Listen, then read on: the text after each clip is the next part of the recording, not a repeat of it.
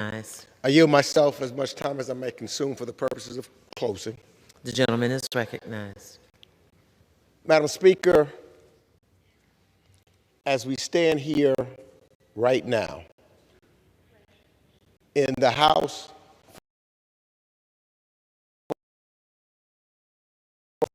Affairs Committee, Secretary Anthony Blinken is testifying and talking about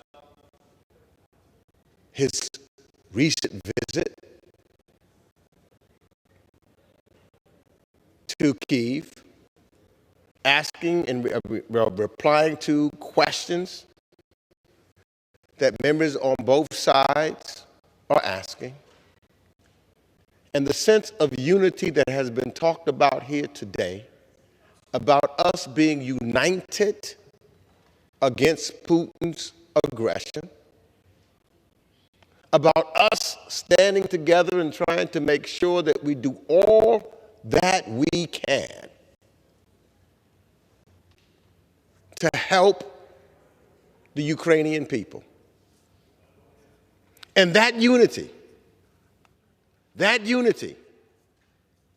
is what's going to make sure that we preserve democracies around the world.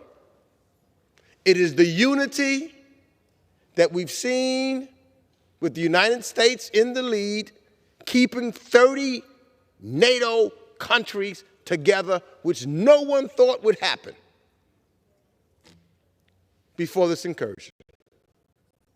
It is the unity of bringing our Asian allies together. It is the unity bringing our Western Hemisphere allies together. It is the unity bringing our African allies together. It is that unity right here in the United States Congress working together is what's going to prevail. There was a question asked before I left the hearing. One member asked, he said that he was at a town hall meeting, and someone asked the question, well, what does this mean to me? That was the question. And Secretary Blinken said, of which I agree, what does it mean?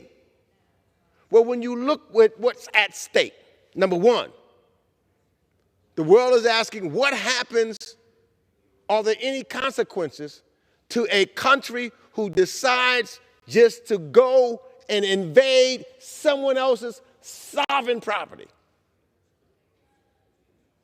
If we allow that to happen, if it can happen there, it can happen anywhere.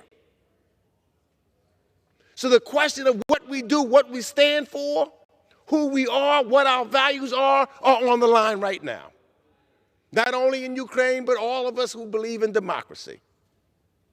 When you look at the consequences and the lack of care of the rest of the world by this invasion by Mr. Putin,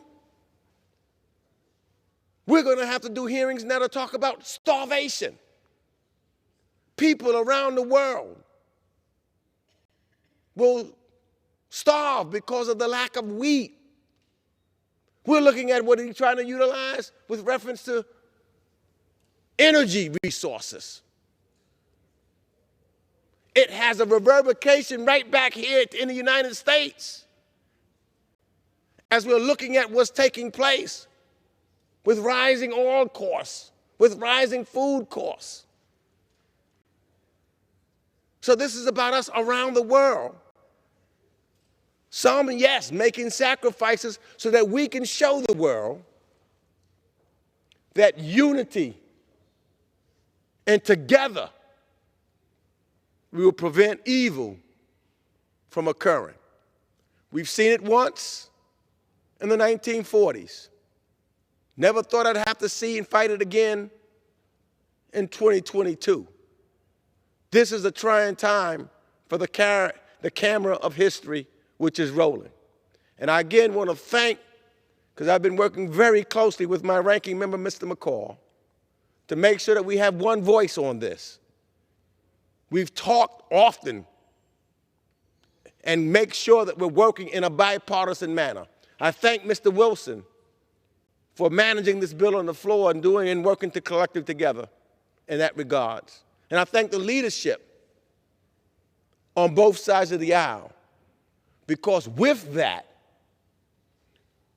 Ukraine will win.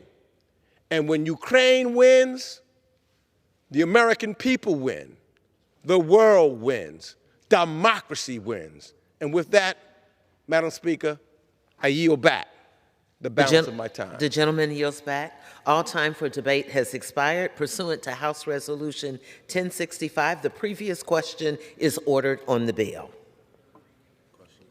The question is on third reading of the bill. Those in favor say aye. Those opposed, no.